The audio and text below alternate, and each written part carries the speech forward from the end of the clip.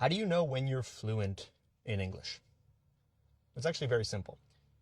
You become fluent in English the moment you stop translating from your own language into English. You become fluent in English the moment you can think directly in English. You can look around you, you can look at the environment around you, and you can identify the English word for everything you see. And you can do that quickly. That's how you know you're fluent in English. And as you can see, the key here is to stop translating in your head. You need to think directly in English. You can't be looking at something or thinking about something and trying to figure out the word in your own language, then thinking about the translation, then finally saying it in English, because that's too slow. That takes time. And fluency is fast. Fluency doesn't require thinking. Language is just a vehicle for your thoughts. It's a vehicle to transmit your ideas. And when you're fluent in a language, you don't even think about the language, you just speak. That's exactly what you do with your native language. And if you want to become fluent in English, that's exactly what needs to happen. Now, how do you actually achieve this goal? Because it sounds easy on paper, but it's easier said than done. Here's the thing. We have two types of vocabulary. We have active and we have passive vocabulary.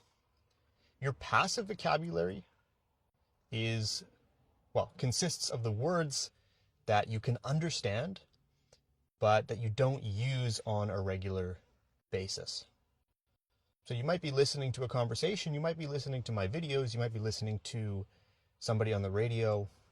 If you listen to radio, I know most people don't nowadays, but maybe you're watching TV, maybe you're watching YouTube, and you can understand what they're saying.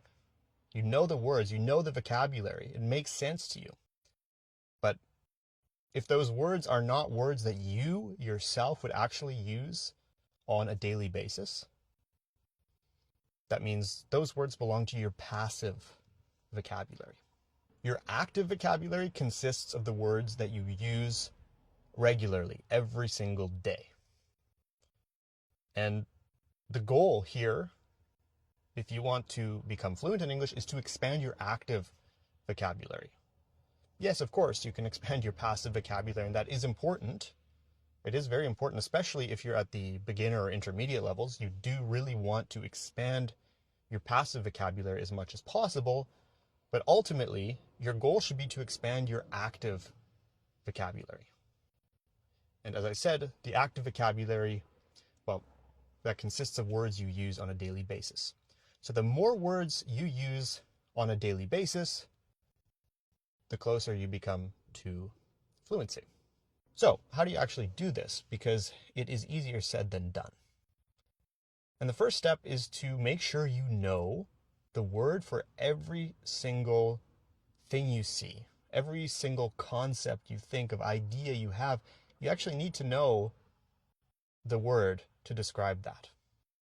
For example, if I'm here in my car, this is the window, out here is the forest,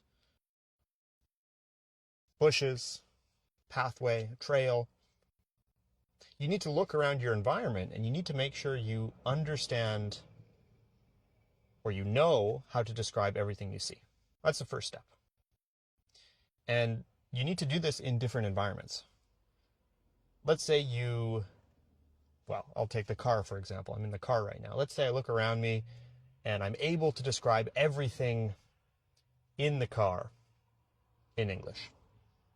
That's great. But the moment I step out of the car, it's a new situation, it's a new environment, new vocabulary, new words. Now I need to make sure I know the words for everything outside. At work, at the gym, on the plane, on the train. Every time I encounter a new situation, I need to make sure I know how to describe everything I see. And if you are in that situation and you don't know the word for something, and this will happen, there will be words that you don't know. There will be things that you actually don't know the translation for. That's perfect because you can look up the translation from your own language into English, write it down, keep track in your notes app. You can even use a physical notebook, pen and paper. But whenever you see something you don't know, make sure to translate it. And honestly, you can kind of turn this into a game where you look around you and you deliberately look for objects or things that you don't know the translation for. For example, what's this? It's a handle. Or this. It's the backrest of my seat. So you get the point. You're deliberately looking for words that, might be somewhat uncommon or words that you don't use too often, but that you don't know in English. And that's important because as we build our passive vocabulary, we need to look for things that we don't know. We need to look for objects that we don't know the translation for. So the first step is to make sure you know the translation of every single object in every single environment that you're in. That's the first step. And for the objects you don't know, translate them. Now, it might take you a moment to think of the translation. Maybe you know the translation. Maybe you knew this was a handle, but it took you a moment to think. It took you a moment to translate. That's perfectly okay. And honestly, I'm sure there are objects that I would have to think about, even in English, and I'm a native English speaker. The goal now needs to be to think of the translation more quickly. And this comes with exposure, right? The more you play this game, the more you look around and make a deliberate effort to name every single object in your environment, the quicker you will be able to translate, the quicker you will be able to name those objects. And the goal here is to make it instantaneous. So the moment you see an object, you instantly know the word. You can instantly translate it, and you don't even need to actually think about that translation. You just see the object and you know what it is in English. That's the goal. And that comes from playing this game countless times, 10, 20, 30, 40 times. Every situation you are in, you translate and make sure you know every single object, and you keep doing that.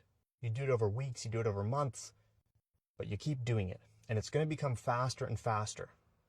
Next time you get into the car, you'll know this is a handle. The third time you get into the car, it'll come even quicker. So your goal, or your objective here, needs to be to do this as much as possible, to repeat this exercise, this game as much as possible. And the more you do this, the easier it will become, and the faster it will become to name things you see. Remember, fluency is quick. Fluency is the ability to express your ideas without letting language become a barrier, without even thinking of language. You need to be quick, you need to be fast, you need to be able to identify everything in your environment in English quickly. Hope you found this video useful. Make sure to leave a like. I'll see you in the next lesson.